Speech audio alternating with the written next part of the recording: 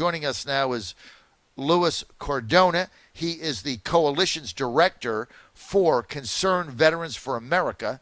The CVA just did a press release in reference to the negative proposal that will be a step backwards for the Veterans Administration and undermine the great progress the Trump administration has done so far with this. So let's get right to him. Louis Cardona. Louis, you're on the line. Great to have you with us, man.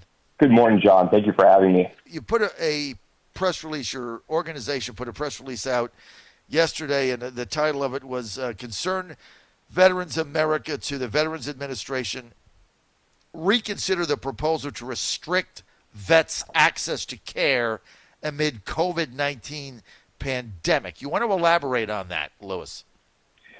Yes, absolutely. So the VA Mission Act was passed in 2018, and it's one of the most significant policy wins we've had at Concerned Veterans for America.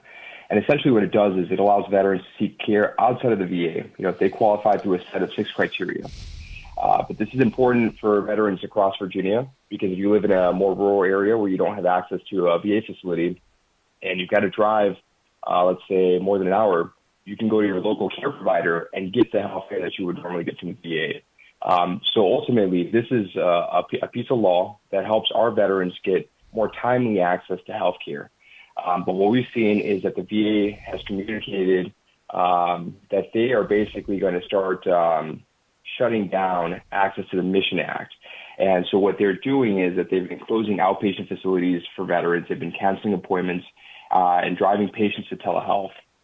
And for us, this is dangerous because essentially what it's saying is that they're going to start reviewing the case, the veterans' appointments on a case-by-case basis. So in other words, they're going to do whatever they want, regardless of a veteran's eligibility to get the care, regardless of the availability of care, and then regardless of what the veteran wants. Obviously, they have an objective here. From their standpoint, Louis, what is their objective? So the VA is saying that as they're helping the nation respond to the COVID outbreak, that they've got to use their resources to focus on that situation there, which obviously we know that we're in the middle of this pandemic, and it's important that we address that, in a timely manner as well. But there's so many veterans out there across Virginia and all across America who rely on the VA as their primary care provider. So to completely say, hey, we're going to shut down this access to the Mission Act so we can solely focus on this mission is dangerous for our veterans. Those folks who've got appointments set because they need to get healthcare issues addressed. And what are they going to do? I mean, you're putting the onus on the veteran, right, to then go find money out of pocket to go pay for healthcare, to have a need that the VA would normally address taken care of. It's just dangerous, John.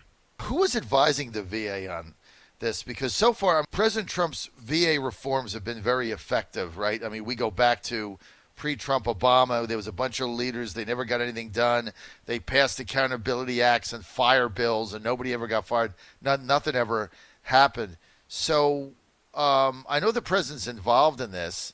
So you guys sent a letter to President Trump, the Department of VA, Secretary Wilkie, members of Congress, outlining a set of policy recommendations and actions that would ensure veterans maintain access to health care services and position a VA to utilize its resources to meet the needs of the pandemic. But I guess their position is, look, if you have, if you're sick, but you can not come in, don't come in until we get through this pandemic. I mean, that's kind of the position they're taking. But that's not out of line with what all hospitals are doing, right? Because they put off elective surgeries and things of that nature. So how do you reconcile that, Louis? Yeah, and that's a great point that you bring up. And I think if the VA is going to go through and help out with this pandemic, right, then essentially what makes sense for the veteran who still need to get access to care is to make sure that we just institute what we would call like a full choice program, even if it's temporary, because if you've got a veteran who's sick, you still have to get the care that you need. So instead of having the veteran drive out to the VA facility, why don't you just have them go to their local doctor, to have the issue addressed? But ultimately, we've got folks who are waiting to see the VA, right, or waiting to go see doctors, and they've been waiting for months and months. So now to just say, hey, we're going to cancel this without a timeline to when we're going to reinstate, we're just going to cancel this more or less indefinitely, right? Then what does that do for veterans who've been waiting months to get these appointments? I mean, we're talking about care, John, that, these veterans were promised when they raised their right hand and swore to uphold and defend our Constitution. Your solution is that you basically allow veterans who can't go to the VA because they're prioritizing the coronavirus treatment for that. You want all veterans to be able to get the care that they need through their local doctor or hospital without having to deal with anything else. Right. We would ask that these veterans, right now, while the VA is working on their COVID response, we would just ask that veterans are able to see their local care provider in their community. Have you gotten a response from Wilkie, Secretary Wilkie? So we're waiting. Yes, we're waiting right now to see what the VA, how they respond to this. Ultimately, and like you said, we've seen that President Trump and his administration really pass significant reform to the VA, right? Whether that's providing timely care for veterans, but we just want to make sure that we continue to uphold that, right? That's the president's intent, and this is what veterans have been fighting for so many years.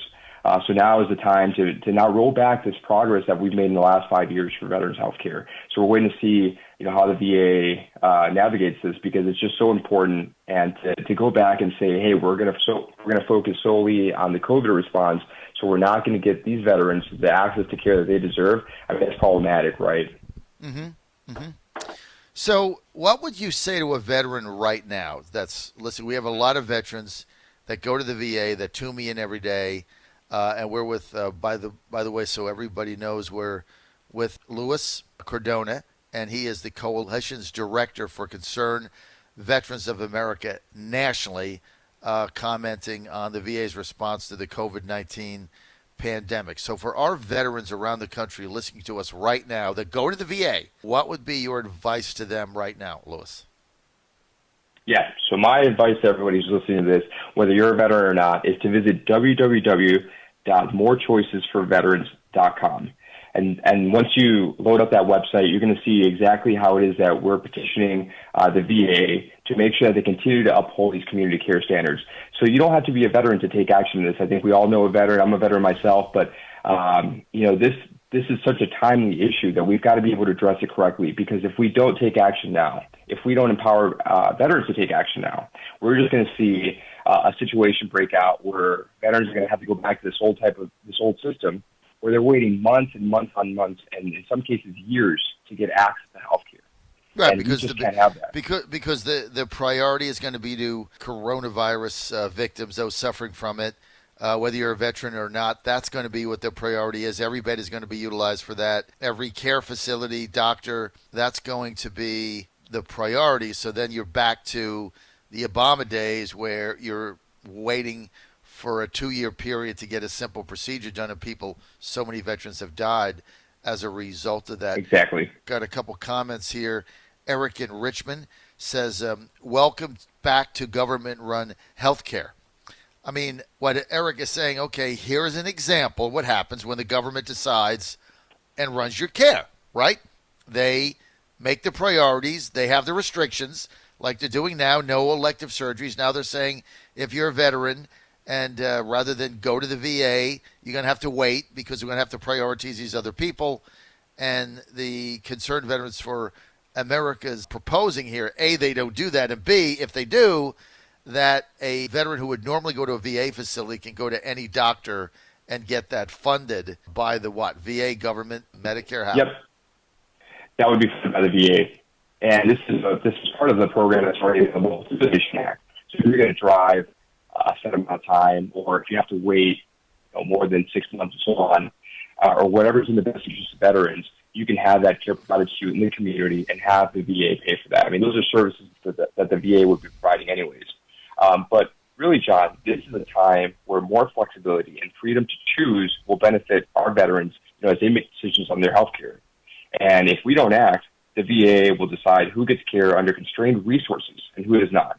I mean, we're the only group right now that's calling them out on this, because we want to make sure that all this progress that's been made in the last 5 years of empowering our veterans doesn't go down the drain because we didn't decide to act, because we decided to let bureaucrats at the VA say, hey, we've got this mission that we're focused on, so we're just going to go ahead and suspend the VA Mission Act implementation, even though it's a law that is telling them that they have to go ahead and provide care for veterans who meet the 6 eligibility requirements. I really want to thank you for your time today, and I want to also give a shout out to your CVA Executive Director, Nate Anderson. Great guy. Thank you so much. I love when you guys come on, and you guys are on it. If people want to get involved again, give them a call to action, because I think what you've exposed here is a really, really big deal. If people want to help, whether they're a veteran or not, what do they do? What's your specific call to action? So, John, if you're a veteran or you're not, but you're concerned by what you're hearing here in this show, what we're talking about, and making sure that veterans get timely access to health care, join me and join our thousands of activists across Virginia and all across America, right, at www.morechoicesforveterans.com. And go ahead and load up that website, and you're going to see the action that CVA is taking to address this issue. And make sure you follow us on Facebook at Concerned Veterans for America, and on Twitter at Concerned Vets. Thank you so much, John.